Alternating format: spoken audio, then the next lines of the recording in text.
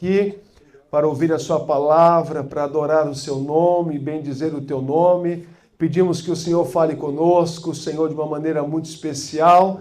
E também queremos orar pelas nossas crianças, ó Pai, que também terão o seu momento ali, Senhor, de ouvir a tua palavra, que cada criança receba de ti, Deus, uma porção da tua palavra e que essa palavra entre no coração de cada um deles de uma maneira especial. Colocamos diante de ti, Senhor, os nossos professores, que sejam instrumentos do seu Espírito, Senhor, para ministrar ao coração de cada um deles, em nome de Jesus. Assim nós oramos e agradecemos o Senhor pela sua presença no nosso meio, em nome de Jesus. Amém e amém. As crianças podem subir aí com a professora Poliana e a sua equipe. Deus abençoe, Poliana. Deus abençoe você que nos visita hoje pela primeira vez. Seja muito bem-vindo no nosso meio.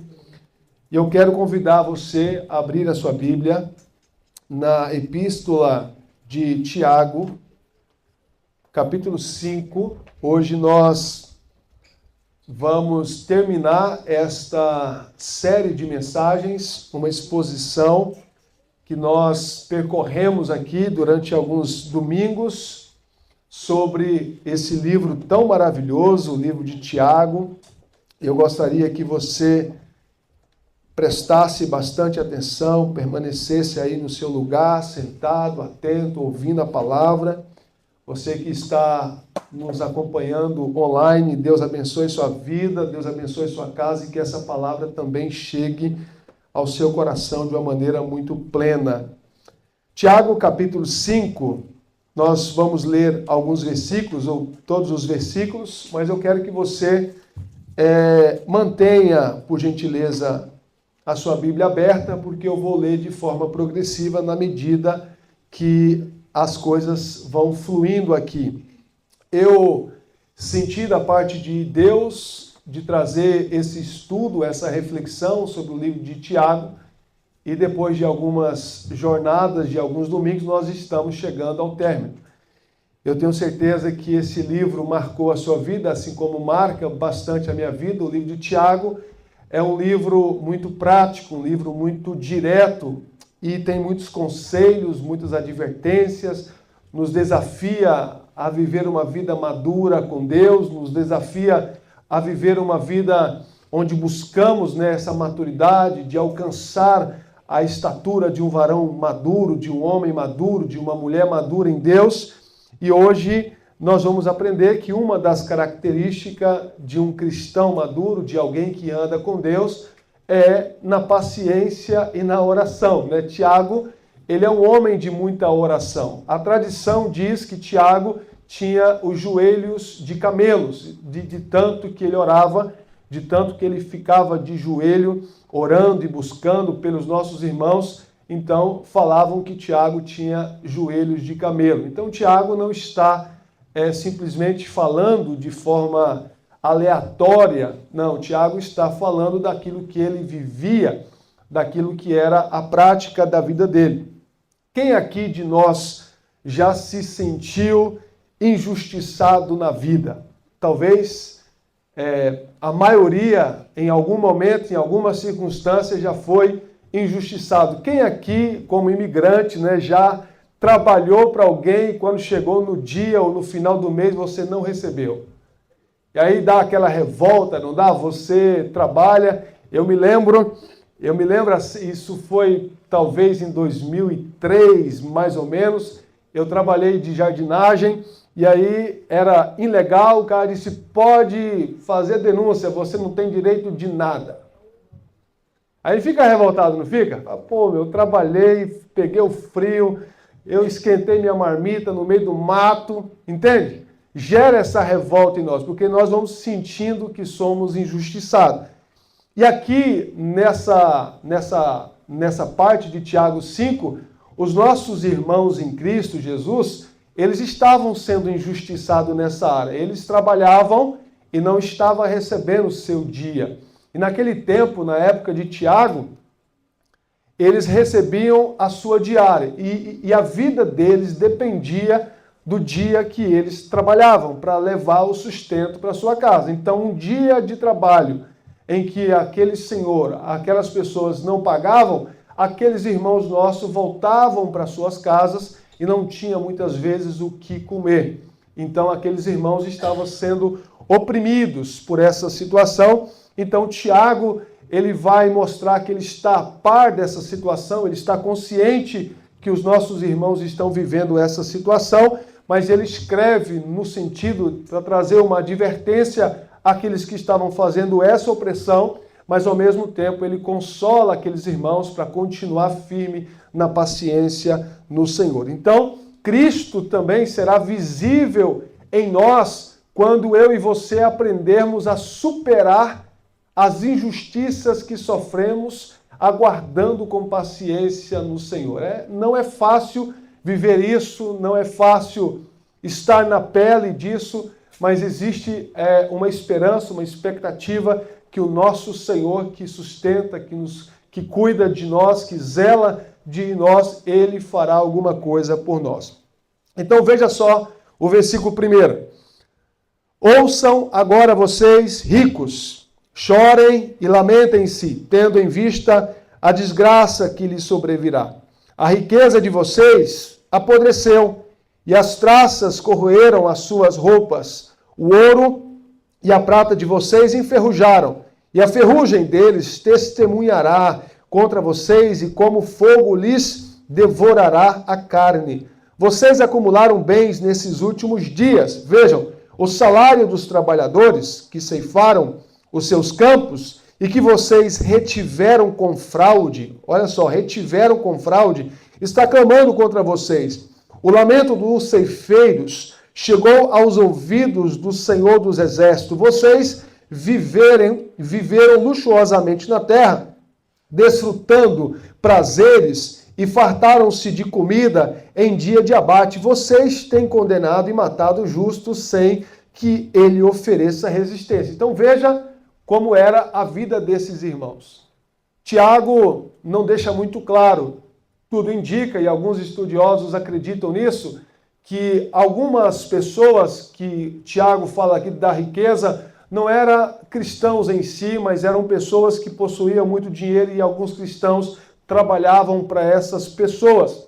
E essas pessoas estavam usando, então, aquelas pessoas para conseguir ainda mais dinheiro, fraudando e não pagando o seu trabalho.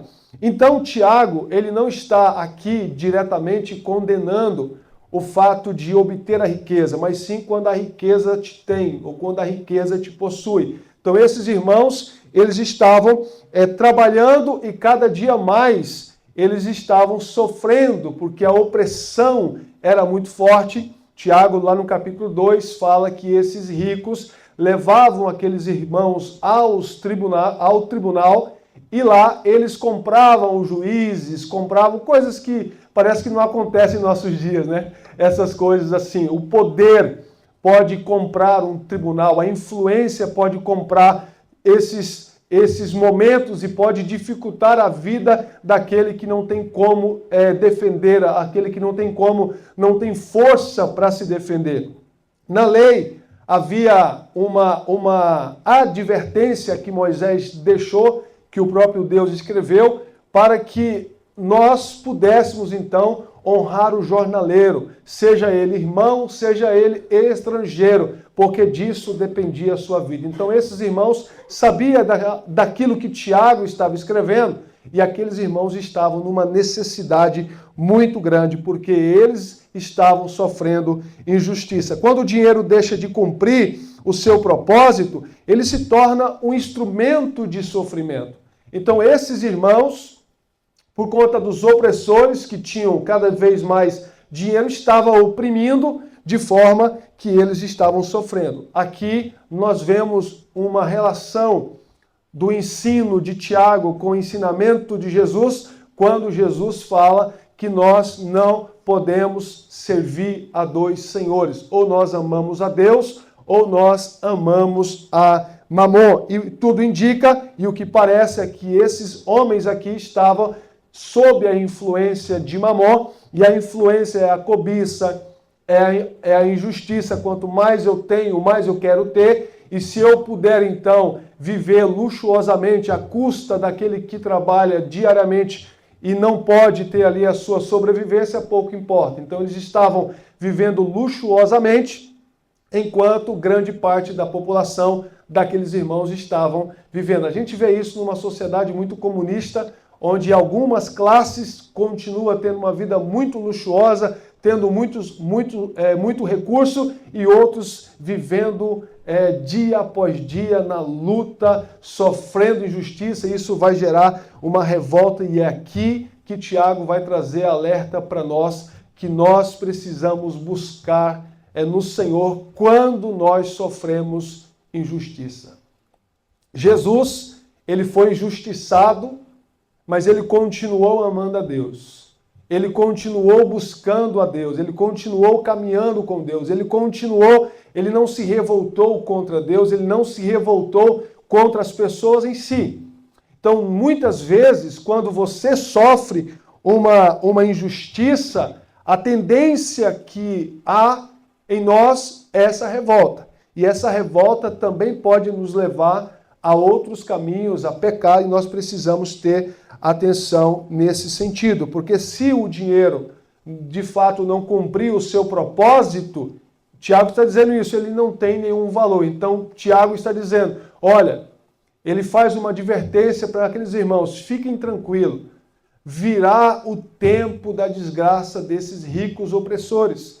Virá o tempo, a traça e a ferrugem vai corroer. É o ensinamento de Jesus. E veja, e esse dia chegou. Quando é que esse dia chegou? 10 anos depois que a carta de Tiago foi escrita, os romanos invadiram Jerusalém e saquearam tudo. Então esses homens que antes esbanjavam as suas mansões, seu dinheiro, a sua influência, perdeu toda a sua influência. Porque os romanos invadiram Jerusalém, saquearam tudo. Ou seja, a advertência chegou, o juízo chegou. Então o que Tiago estava dizendo, fique tranquilo, virá desgraça sobre eles. Então, mas não vingue contra eles, não se revolte contra eles. Busque no Senhor, mesmo que você seja injustiçado. Continue indo buscar o seu pão, mesmo sabendo que você pode não receber a sua diária. É fácil isso, irmãos? Não é fácil. Mas Tiago estava ensinando esses cristãos a depender do Senhor. Por isso que na paciência é isso, é você suportar. Provérbios 10, 22, fala que a bênção do Senhor enriquece sem trazer desgosto. Então a bênção do Senhor, quando ela vem do Senhor, ela traz alegria, ela traz contribuição, ela é generosa, ela é repartida e todos são felizes, porque a riqueza mal usada, ela corrompe. É o que Tiago está dizendo aqui. Isso vai apodrecer, isso vai enferrujar. Todavia, vocês vivem luxuosamente na terra, desfrutando de prazeres egoístas, fartaram-se de comida diante do abate, vocês têm condenado e matado o justo, sem que ele ofereça resistência, ou seja, sem possibilidade de buscar os seus direitos. E nós temos alguns exemplos bíblicos disso, que Tiago não está aqui, como eu disse, condenando a riqueza, mas Jesus, ele mostra uma parábola, ele contou uma história de um homem que armazenou bastante comida no seu celeiro, ele acumulou tanto com medo de passar fome, que Jesus o chamou de louco, insensato. A questão não é o fato de você acumular, a questão é o fato disso ter o seu coração. Quando a riqueza, quando aquilo que você, quando você coloca segurança nisso, e não há segurança nisso, há segurança em Deus. A nossa segurança não está na economia, porque a economia é volátil. Uma hora está boa, uma hora está ruim, uma hora está favorável, outra hora não. Mas a nossa confiança está em Deus, está no Senhor. Ele é a nossa confiança, Ele é a nossa segurança. O rico Lázaro, é o rico e Lázaro, o rico foi reprovado por Deus por não ter estendido a sua mão para Lázaro que estava na porta do seu portão. Ele ao estender a mão, ele fez encolher a sua mão. E aí a Bíblia diz que tanto o rico, tanto Lázaro morreram. Um foi para o Hades e o outro foi para o seio de Abraão. Ou seja, aquele rico foi condenado por aquilo que ele não fez, que estava ao seu alcance, mas não fez. Então nós precisamos prestar atenção nisso, para que hoje possamos então transbordar aquilo que Deus tem dado a nós com sabedoria, com alegria, porque o Senhor, Ele tem cuidado de nós. Então, irmão, se você sofreu injustiça nessa área, ou se você está sofrendo injustiça nessa área, continue firme no Senhor. Deus está vendo a injustiça que você está sofrendo, Deus está vendo essa situação que você está passando, e todavia a nossa esperança deve estar no Senhor. Mas Tiago não para aí.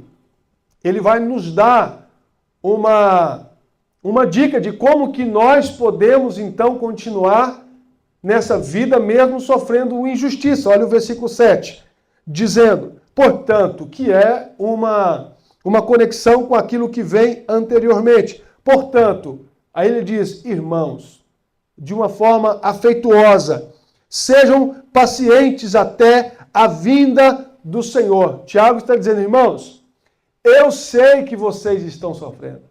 Eu sei que está ruim para vocês. Eu sei que está osso, está duro a vossa vida.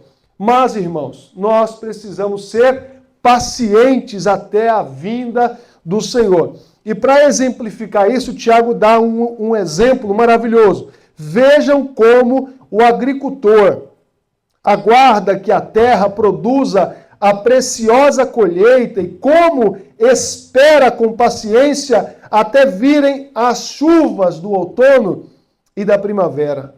Sejam também pacientes e fortaleçam o seu coração, pois a vinda do Senhor está próxima. Tiago está tentando com que aqueles irmãos pudessem fixar os seus olhos na vinda do Senhor. Irmãos, vocês estão sofrendo injustiça, mas aguardem com certeza que a vinda do Senhor está próxima. E isso deve gerar em nós uma expectativa, uma alegria, porque se a vinda do Senhor está próxima, então o nosso sofrimento acabará. O Senhor virá, nos tirará desse lugar de sofrimento, desse lugar de dor, desse lugar de injustiça, desse lugar de aflição, e nós iremos então estar com o nosso Senhor. Só que, então Tiago mostra que a paciência até a vinda do Senhor, nós temos que fazer com que não reagimos com raiva e com murmuração. Por quê?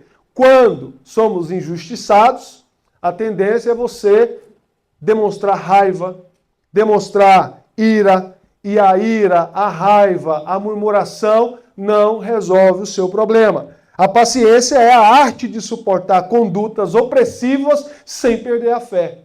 Por isso que a paciência se aprende no sofrimento. Então, quando você pedir, Deus me dá paciência, você está pedindo, Deus me dá sofrimento. Peça a Deus graça para você suportar o processo, porque paciência se aprende no sofrimento. Tiago usa uma linguagem do lavrador, que era uma linguagem que os seus leitores eles entendiam muito bem. O lavrador, ele planta a semente, ele ara a terra e ele aguarda com paciência até que chega o dia da sua colheita. O lavrador, ele sabe que ele não planta hoje e no dia seguinte ele vai colher.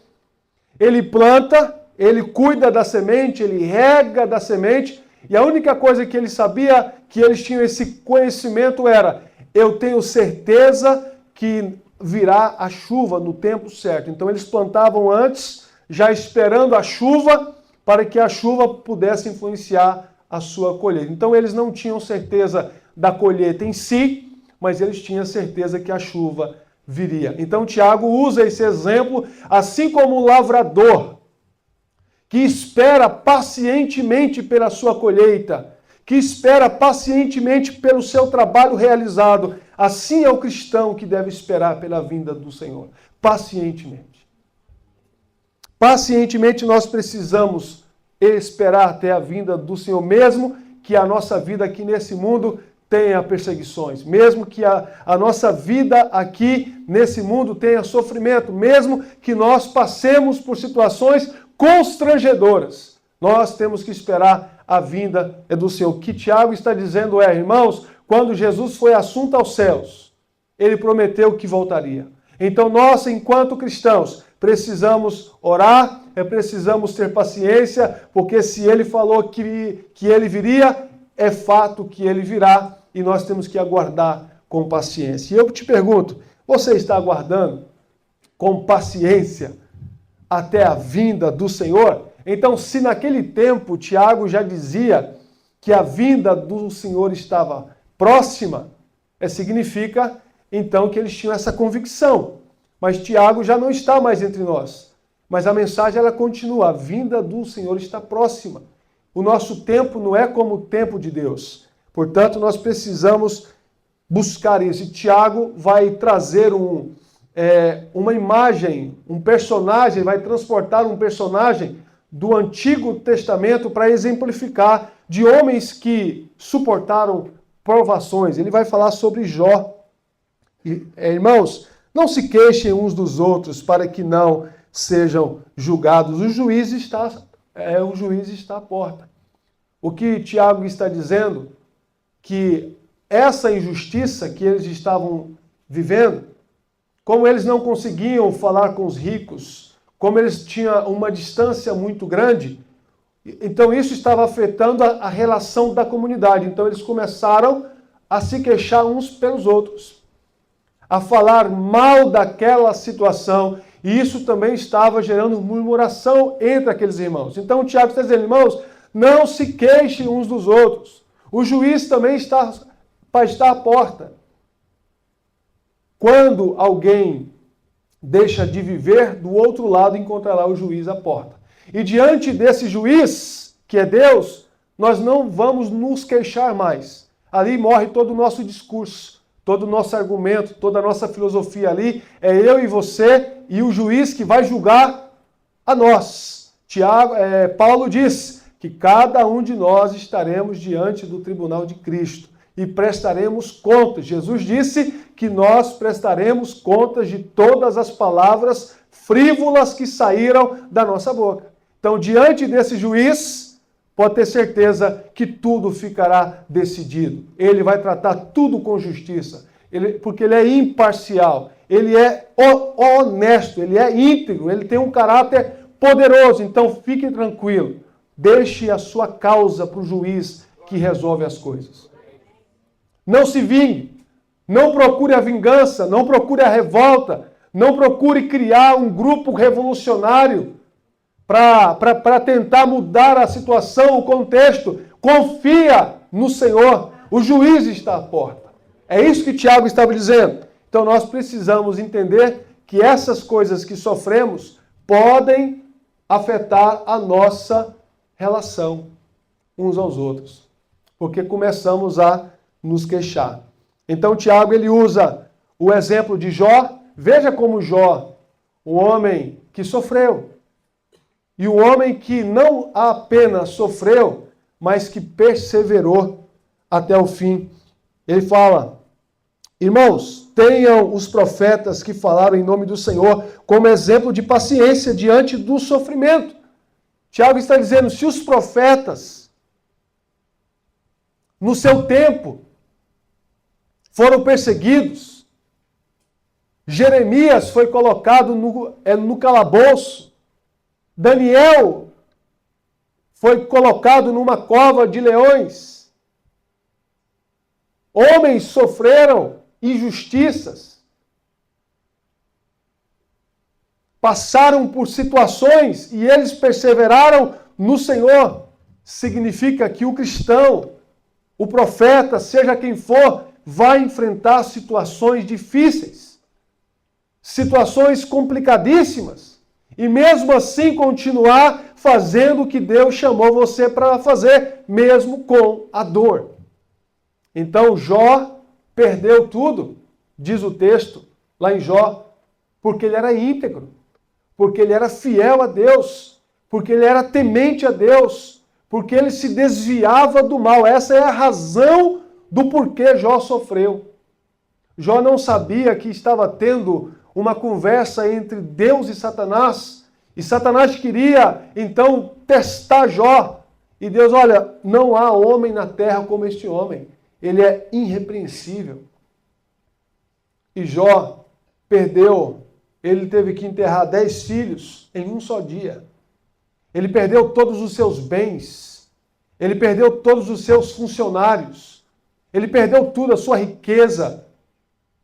A sua saúde foi afetada.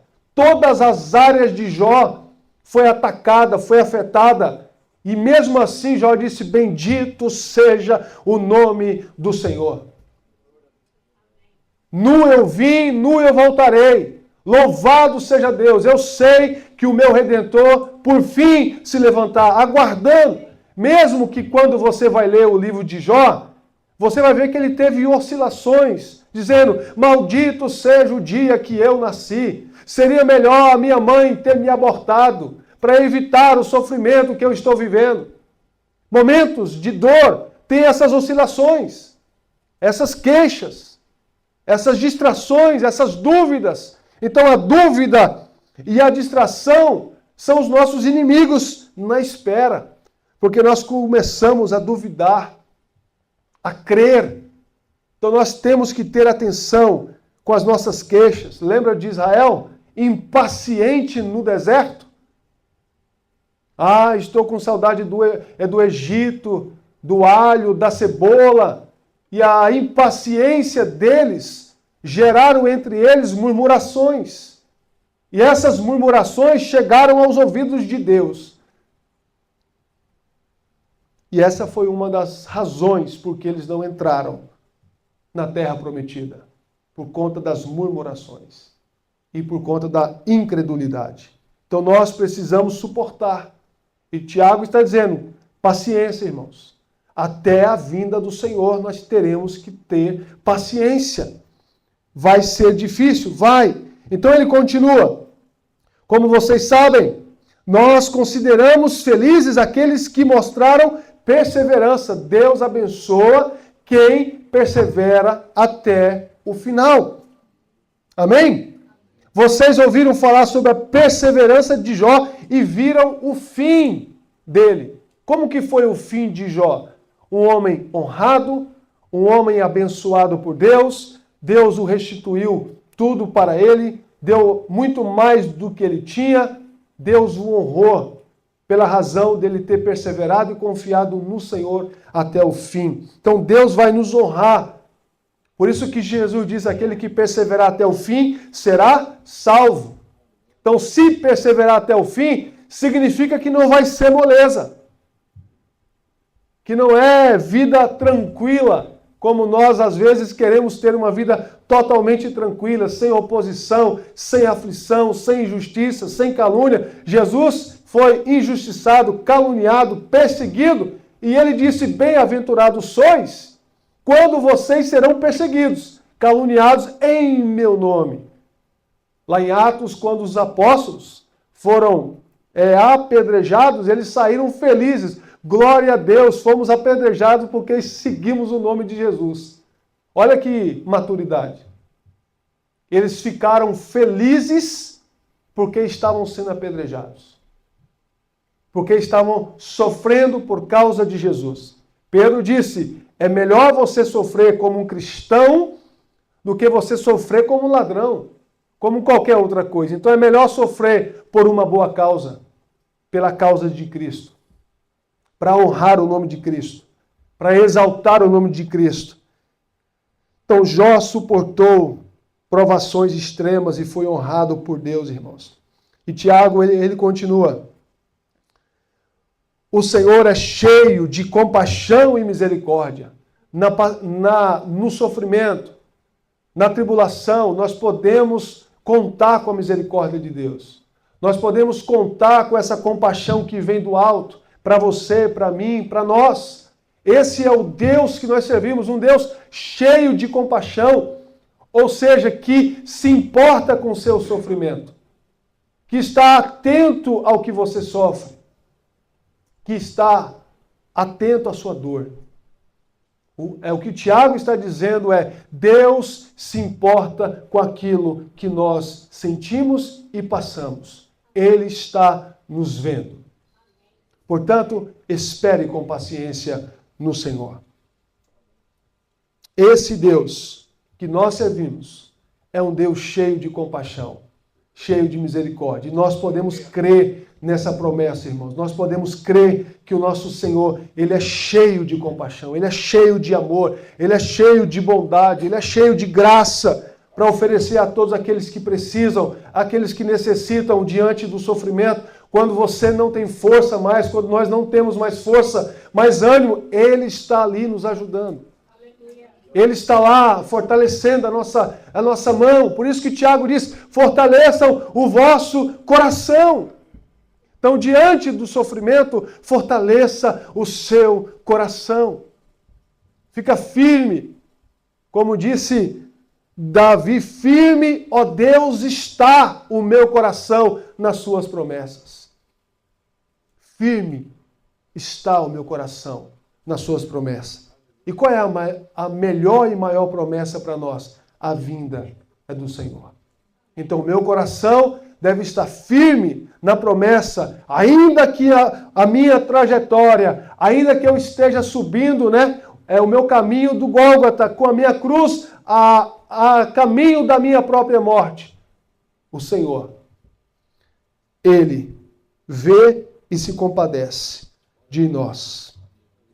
E Ele continua: sobretudo, meus irmãos, não jurem nem pelo céu, nem pela terra, nem por qualquer outra coisa. Seja o sim de vocês sim e o não, não, para que não caiam em condenação. Olha só o que Tiago escreve.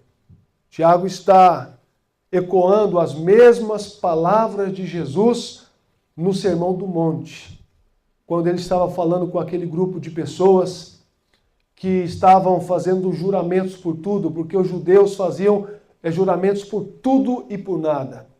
Mas eles sabiam que não poderia fazer juramentos em nome de Deus, porque não poderia usar o nome de Deus em vão. Então eles criavam: eu juro pelo céu, eu juro pela terra, eu juro por isso, eu juro por aquilo. E muitas vezes eles quebravam isso. Não conseguiam fazer o que eles haviam declarado. Então existe um risco nas nossas declarações. Mas o cristão, ele deve ter o sim, e o seu sim deve permanecer sim, e o seu não deve permanecer não. Ou seja, devemos ser honestos, transparentes, sinceros uns com os outros. E a nossa palavra, a palavra do cristão, não precisa de reforço. Porque se eu tenho que reforçar o que eu digo, por que eu tenho que reforçar o que eu digo? Talvez eu não estou sendo totalmente sincero. Porque a verdade dita de forma plena, ela continuará sendo verdade. Não precisa de adendos. Não precisa de uma explicação exagerada, porque quem explica muito, talvez está tentando se autodefender. Mas quem explica por amor, está tentando esclarecer uma situação. Então, às vezes, quando mais você se explica, mais você complica. Então, o sim deve ser sim e o não deve permanecer como não. E nós precisamos ter maturidade para ouvir o sim e o não.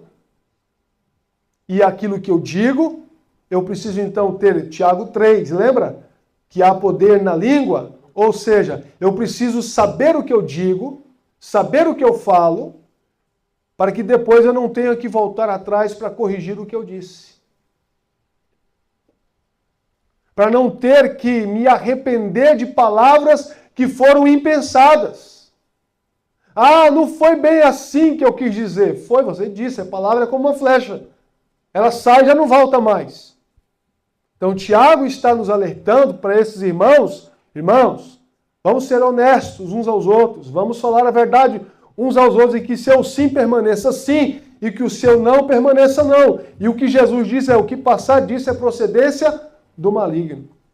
Portanto, nós temos que ter, sem dúvida alguma, essa sabedoria para nós compreendermos a vida cristã, que o cristão em si, aqueles que são cristãos, devem saber o que dizem, devem pensar no que falam e devem sustentar o que falam.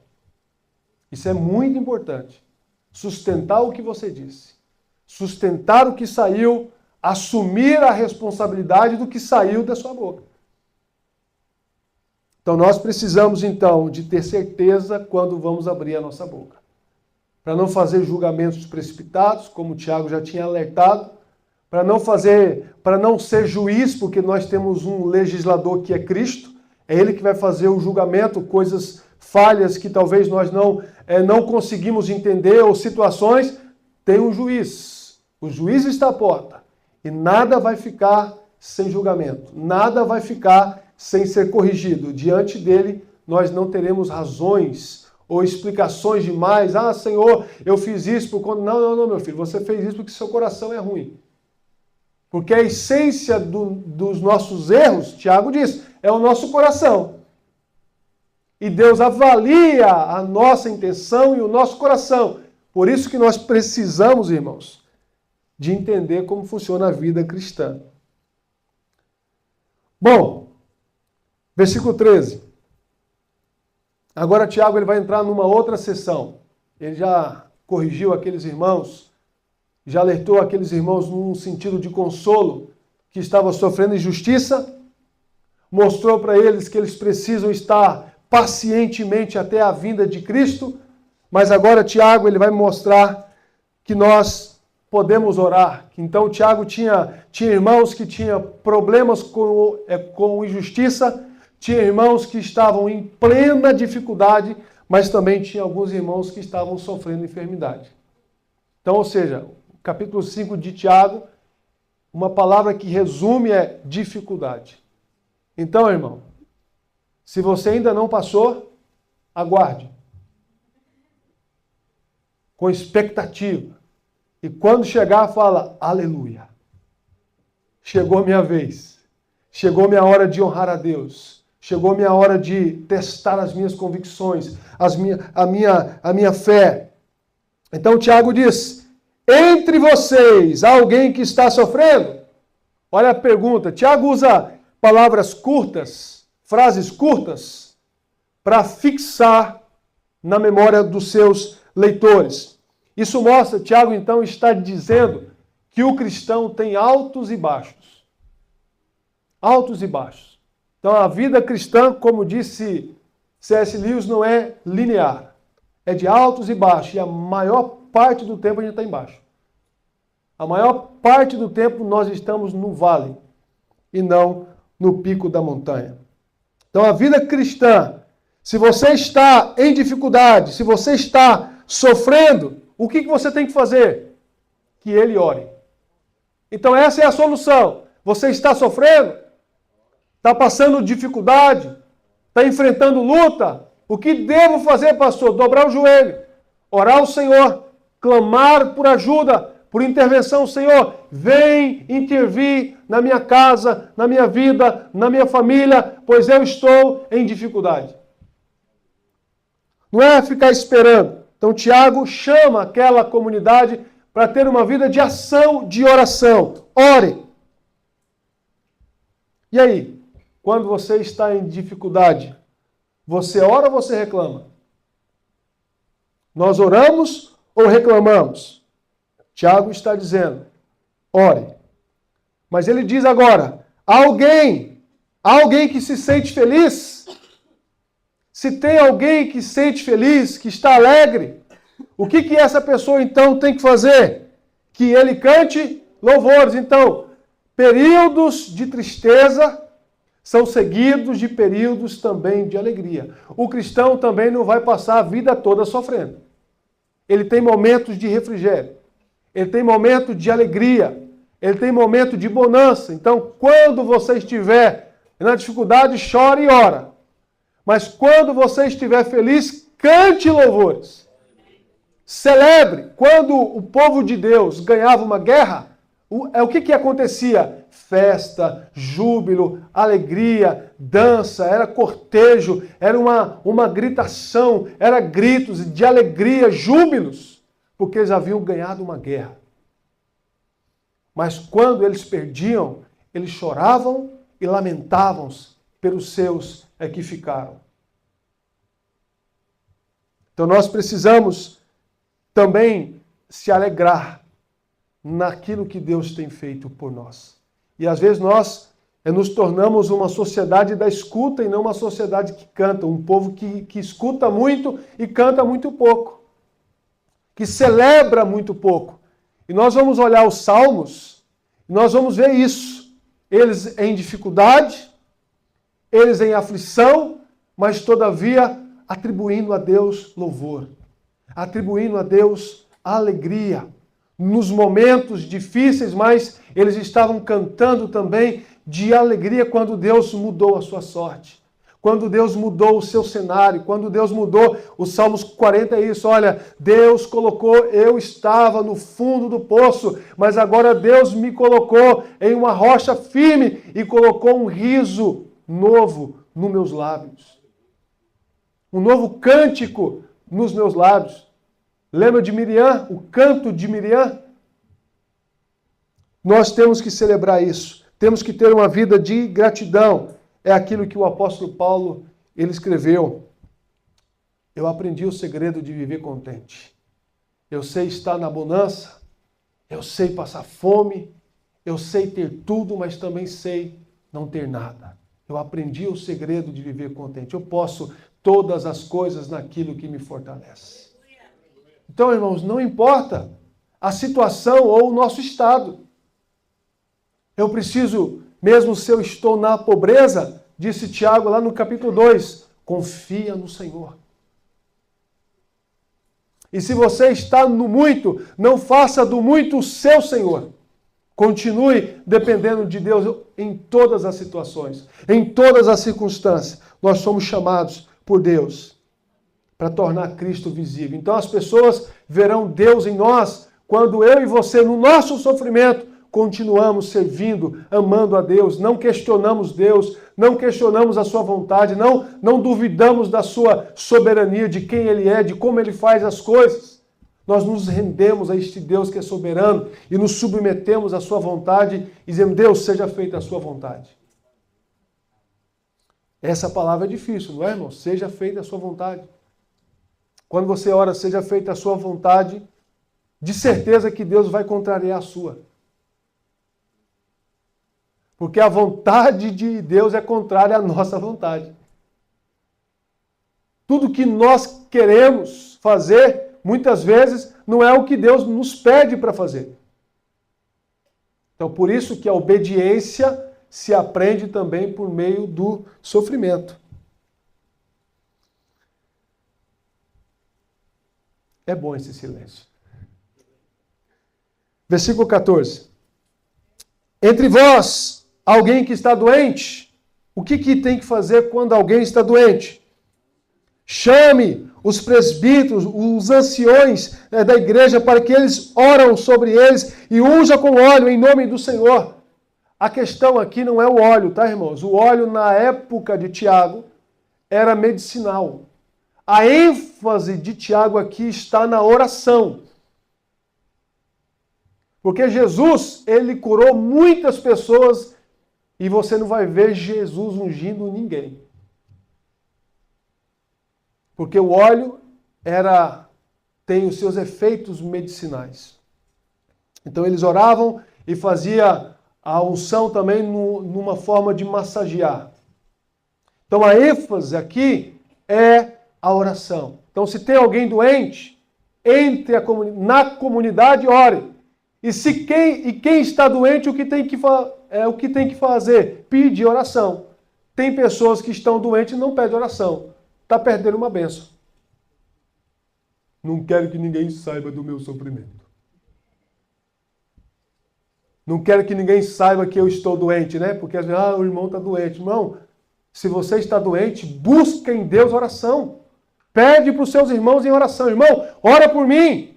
Eu estou com diagnóstico tal. Eu preciso de oração. Porque eu creio no poder da oração. Então, irmãos, não fiquem acanhados com isso.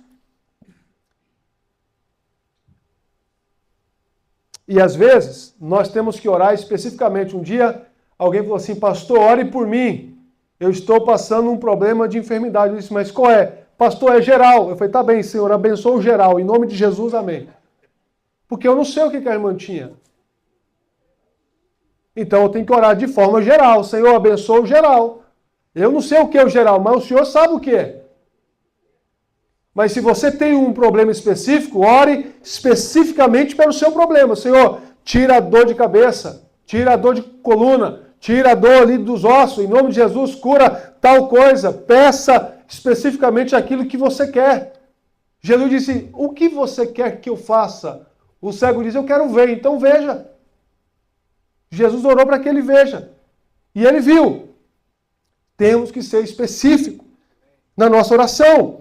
Para não orar de forma aleatória, sem sentido, sem propósito, sem curso. Amém, irmãos? 14. 15. A oração feita com fé curará o doente, e o Senhor o levantará. E se houver cometido pecado, ele será perdoado. Portanto, confesse os seus pecados uns aos outros e orem uns pelos outros para serem curados. A oração de um justo é poderosa e eficaz. Elias era humano como nós. Ele orou fervorosamente para que não chovesse, e não choveu sobre a terra durante 3 anos e meio. Orou outra vez e os céus enviaram chuva e a terra produziu os seus frutos. Tiago agora trata sobre a confissão. Além de você falar que está doente, além de você falar que está em dificuldade, é importante confessar, porque a confissão purifica a alma. E muitas vezes a questão aqui do confessar tem a ver com pecados que afetam o seu irmão, que foi cometido entre irmãos. Então, para que houvesse a cura, teria que haver a confissão. Então, a confissão uns aos outros significa, irmãos, que os nossos pecados não devem ser confessados somente para Deus. Porque Deus já sabe de todos eles. Mas o nosso pecado, às vezes, se ele é um pecado que atinge de modo geral toda a igreja, tem que ser confessado publicamente. Mas o que Tiago está dizendo, mas se é um pecado a nível pessoal, é no uns aos outros. E muitas vezes ninguém precisa ficar sabendo das suas tretas, uns com os outros, entende? No nível pessoal, me perdoa, procura reconciliação. Jesus disse, se você tem algum problema com seu irmão, antes de você ofertar, vai até ele. Converse com ele, retrate com ele, reconcilie, depois volte e entregue sua oferta no altar. É no individual. Então essa confissão, ela é para restaurar, é para reconciliar. É o cuidado mútuo nosso. Então essa confissão, Tiago diz, muitas pessoas não recebem a sua cura total porque não confessa o que fez com os seus irmãos. Então, às vezes, nós podemos ter coisas retidas, bloqueadas entre nós, porque nós não tratamos uns com os outros seriamente. Que a nossa palavra seja sim, que a nossa palavra seja não. Eu fiz isso, eu fiz aquilo, me perdoa. Eu quero buscar a restauração. Que não sejamos como Caim, que mata o nosso irmão. Temos que ser guardião do nosso irmão, procurar a reconciliação. E aqui mostra uma coisa muito interessante, que é aquele que te ofende, aquele que te agrediu, aquele que talvez você teve uma injustiça, os dois precisam orar uns pelos outros. E nessa oração uns pelos outros, quem cometeu a falta e quem recebeu a falta, nesta oração uns aos outros, vocês são curados. Vocês são restaurados. Existe então um poder, é isso que Tiago está dizendo. A oração do justo é eficaz, é nesse sentido que ela é eficaz. Quando ela sai do nível do oculto, ela se torna pública, o pecado é confessado, existe uma ação agora de oração uns pelos outros, aí sim a graça de Deus opera, há reconciliação, há restauração, há um novo começo. Então, a vida cristã é uns aos outros. Não tem como a gente fugir dessa realidade. E Tiago, para enfatizar isso, ele fala, Elias era um homem como nós. Elias foi um homem, um profeta de Deus, que ele orou e caiu fogo do céu, mas que correu de Jezabel. Era ser humano, tinha medo, tinha incerteza, e mesmo assim Deus o ouviu. É isso que Tiago está dizendo, não há diferença entre nós e Elias. Se ele orou para que houvesse chuva, e houve chuva, e se ele orou para que não houvesse chuva e não houve chuva, você também pode orar. E o mesmo Deus que ouviu Elias vai te ouvir, vai responder a sua oração, vai atender aquilo que você está clamando e buscando.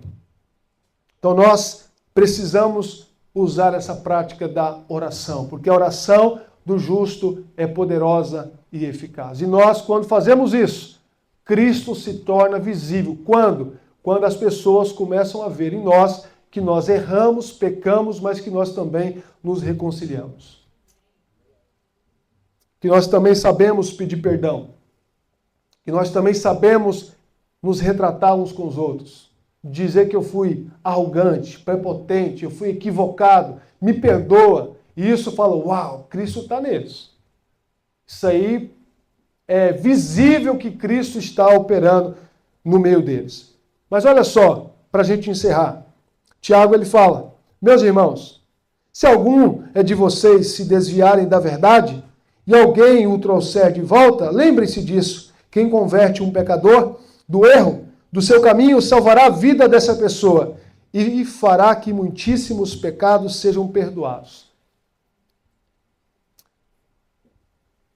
Nós temos um chamado para ganhar novas pessoas, sim ou não? Fazer discípulos. Mas nós temos o chamado de resgatar aqueles que saíram da verdade. É isso que Tiago está dizendo. Havia irmãos ali que estavam quase apostatando da sua fé, se afastando do caminho de Deus. E o papel nosso não é abandonar esse irmão, não é deixar esse irmão ir embora, é chateá-lo, é incomodá-lo, dizer por que você está saindo? Esse é o caminho, essa é a verdade, qual é a sua ideia? É trazer de volta esse irmão, é procurar ele. Então Tiago ele mostra, irmãos, também essa é sua responsabilidade de buscar aquele irmão que estava entre nós e saiu. Buscar nele satisfação. Por que você está saindo? O que aconteceu? Vamos orar, vamos confessar. Nós não podemos deixar, porque esse irmão, a nossa busca é no sentido de salvar a sua alma. Tiago está dizendo isso. Nós não podemos dizer a ele que vai aprender com a vida. Deus vai pegar ele em algum caminho. Não, nós temos que fazer a nossa parte. É nosso irmão. Então nós temos que evangelizar, temos que pregar, temos que discipular, mas também temos uma responsabilidade daqueles irmãos nossos que saiu.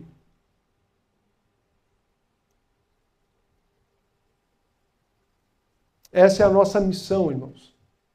É amar. Então Tiago ele resume, é basicamente toda a sua epístola em amar a Deus e amar o seu próximo. Ele resume isso. Então Cristo, ele se torna visível quando nós amamos a Deus e quando nós amamos o nosso próximo. Mas não só de palavras, mas também de ação prática, de perdão, de reconciliação. A Bíblia tem muitos uns aos outros. Orem uns pelos outros. Fale a verdade uns aos outros. Suporte uns aos outros. Suporte. Temos que suportar uns aos outros. É difícil? Alguns são. Mas isso é o que a Bíblia recomenda para a gente. Suportai-vos uns aos outros. Esse irmão, essa irmã, nós vamos encontrar todos lá no céu. Então é melhor a gente aprender a conviver aqui. Primeiro, porque lá a gente vai se encontrar. Então, irmãos, nós temos muitas recomendações. Orar uns pelos outros. Não deixe de orar uns pelos outros. Não deixe de confessar uns pelos outros. Então, Tiago, ele nos alerta na sua epístola que um cristão maduro é aquele que é bem-aventurado nas suas provações, que se sente bem-aventurado nas suas provações, que sabe que não pode ser imparcial, ser parcial com as coisas, é justo, é honesto, que busca em Deus, que não faz acepção de pessoas, que ama todos de forma igual, que controla a sua língua e que se sujeita a Deus, que resiste ao diabo que se aproxima de Deus. E aqui, que está em dificuldade, que sofre injustiça, que está doente, que tem alegria, a vida cristã tem altos e baixos. E nós temos que aguardar com expectativa até que o Senhor venha. Feche os seus olhos.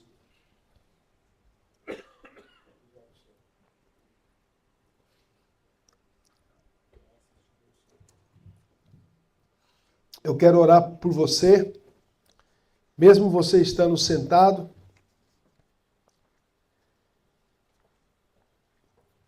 Eu não sei como você entrou aqui. Talvez você entrou aqui